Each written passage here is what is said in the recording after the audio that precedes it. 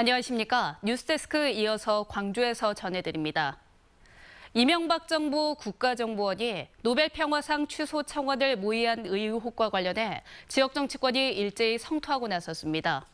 광주시의회는 오늘 성명을 내고 김대중 전 대통령 노벨평화상 취소 청원 의혹에 대한 철저한 진상조사와 함께 관련 책임자 처벌을 요구했습니다. 또한 노벨평화상 취소 청원은 용서할 수 없는 역사의 죄악으로 국정원이 특정 정치 세력을 위해 정치 공작에 나섰다는 것에 전 국민은 분노한다고 비난했습니다. 더불어민주당 전남도당도 논평을 내고 사악한 야수 정권의 민낯을 보여준 사건으로 분노하지 않을 수 없다고 밝혔으며 박지원 국민의당 전 대표도 이명박 전 대통령을 당장 구속해 수사해야 한다고 주장했습니다.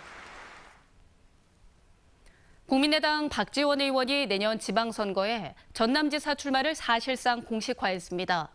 박 의원은 오늘 아침 한 라디오 방송에 출연해 국민의당이 내년 지방선거에서 승리하지 않으면 존폐가 의심스럽다며 자신을 포함해 안철수, 정동영 등 당 대표급 인사들이 전면전에 뛰는 것이 좋다고 밝혔습니다. 출마 선언을 한 것이냐는 질문에 박 의원은 확대 해석할 필요는 없어도 받아들이는 것은 자유롭다며 전남지사 출마에 대한 의지를 드러냈습니다. 목포경찰서는 도심 천변 산책로에서 50대 여성에게 흉기를 휘둘러 다치게 한 혐의로 56살 A모 씨를 긴급 체포했습니다. 경찰에 따르면 A씨는 오늘 새벽 목포시 오감동 천변 산책로에서 52살 B모 여인의 목과 어깨 등을 흉기로 찌르고 달아난 혐의입니다. B씨는 생명이 위독한 상태고 경찰은 A씨를 상대로 정확한 사건 경위를 조사하고 있습니다. 부부싸움을 하던 아내가 남편이 휘두른 흉기에 찔려 숨졌습니다. 담양경찰서에 따르면 어제 오후 6시쯤 담양군 창편면 한 주택에서 53살 A 여인이 남편이 휘두른 흉기에 찔려 병원으로 옮겨졌지만 숨졌습니다.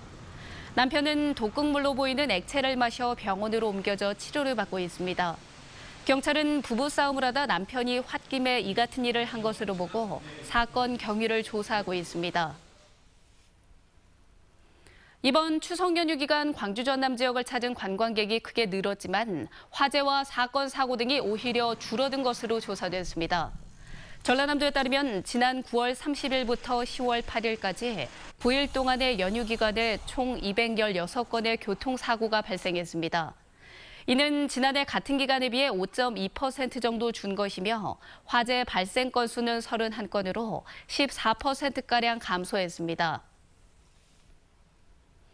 5월단체와 법무부가 5.18 행방 불명자를 찾기 위해서 옛 광주교도소 발굴조사와 관련한 실무 협의를 합니다. 5.18 기념재단에 따르면 오늘 12일 재단 관계자와 법무부 담당자가 옛 광주교도소 발굴조사와 관련해 면담을 벌일 예정입니다. 이 자리에서 기념재단은 교도소 안팎의 안매장 발굴조사가 신속히 이루어질 수 있도록 협조를 요청한다는 방침입니다. 또 발굴이 허락될 경우 현장 조사를 거쳐 이달 말쯤 발굴을 추진할 계획입니다.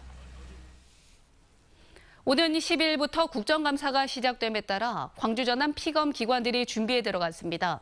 광주 전남에서는 오늘 13일 국립아시아 문화전당을 시작으로 이달 말까지 8개 상임위원회가 모두 33개 기관에 대해 감사를 벌일 예정입니다. 한전본사와 계열사는 오는 23일, 전남도청과 교육청, 전남경찰청은 24일, 그리고 광주고법과 지법은 오는 26일 국정감사를 받게 됩니다. 광주시는 지난해 국감에 포함됨에 따라 올해는 감사 대상에서 제외됐습니다. 기아 타이거즈가 2018 시즌 신인 지명선수 11명 전원과 계약을 마무리했습니다. 기아는 1차 지명선수인 포수 한주소와는 계약금 1억 6천만 원, 2차 1라운드 투수 김유신과는 계약금 1억 4천만 원에 각각 계약했습니다.